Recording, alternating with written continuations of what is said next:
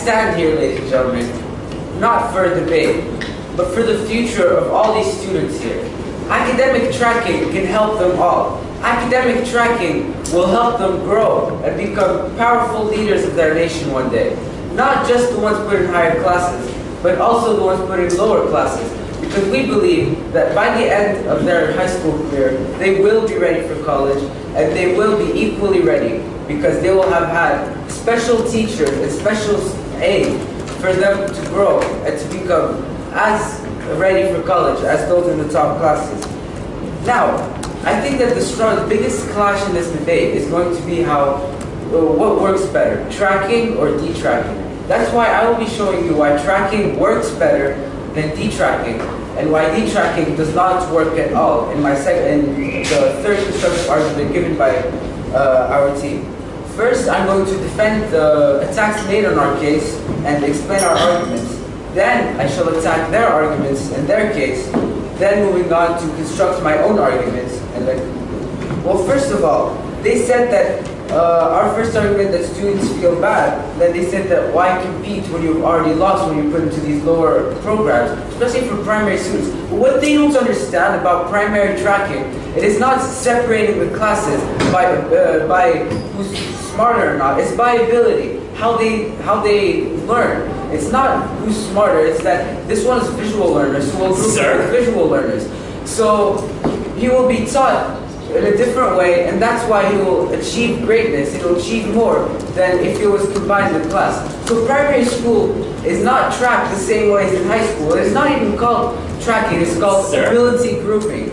So, as you can see, students feel bad in their high school, and they said that we feel bad when we've already lost. I don't think they've already lost. Once you're put in a lower class, you're going to be motivated to reach the top classes. You're going to be motivated to so that you can achieve greatness like your peers.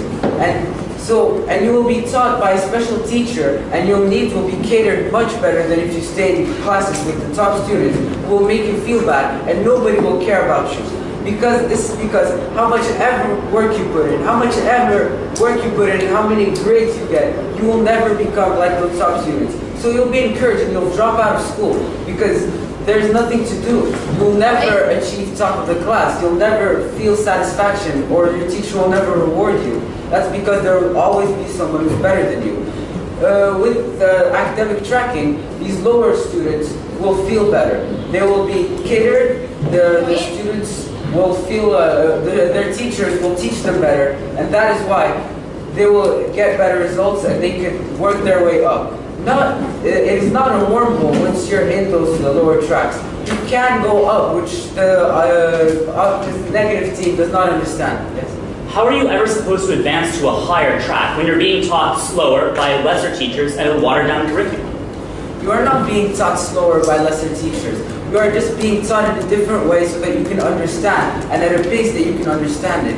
I mean, at the end of high school, they will both be equally prepared to go to college, and it has been proven, and I will show you in our third argument.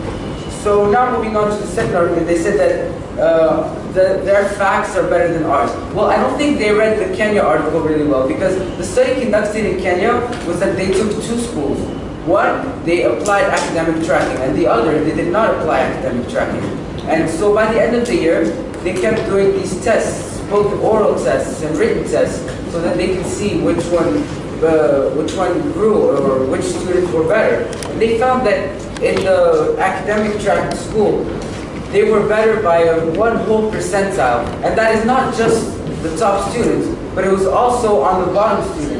So I think they ignored this part, but the study was pretty comprehensive. So now we'll be going on and attacking their arguments. Their first argument was that academic tracking harms education. Well, I believe that it doesn't harm education. They said that they set lower expectations. Teachers do not set lower expectations. They just cater the needs of the others. They want for them to achieve excellence. And their study that they showed, their psychological study, is irrelevant to this debate. Because for one, it was people in the same class and just the teacher knowing that these were mentally lower than the others. Well, here, they will be of the same ability in the same class, and the teacher will try their best to meet their demands and meet their needs. So they will be specially catered for, and they will be tracked, and then they can get better scores. So as you can see, their first argument is very flawed. And then they said that the peer-to-peer relationships are important, and that top students think the same way. They do not think the same way. It's just that they learn at a faster pace. So they should be taught at a faster pace, so that they are not bored in class, as I'll show you in our third argument. So as you can see, their first argument is not relevant to the debate, and now moving on to their second argument, they said that tracking leads to discrimination. Well, for one, they said that tracking leads to discrimination in primary schools because in preschool, rich people have more opportunities to provide private lessons. Well, as I explained before, in primary school, it's not how smart you are, it's how you learn. Tracking in primary school is either you're a visual learner or an auditive learner. So a different teacher will cater your needs. Sir? Yes?